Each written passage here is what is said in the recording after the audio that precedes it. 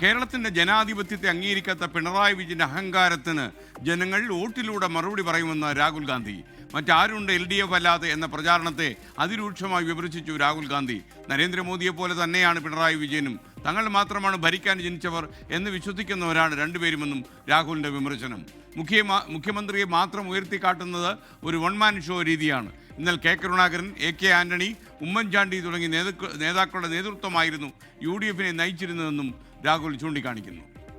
Leaders have to understand that wisdom is in the people. Wisdom is in the farmers. Wisdom is in the workers. Wisdom is in the people who run business. There are examples of these type of leaders from the UDF. Karuna Karanji's legacy is an example of this type of leadership. Oman Chandi ji's legacy, AK Antony ji's legacy. This is the type of leadership that we are talking about. And that is what the UDF is proposing.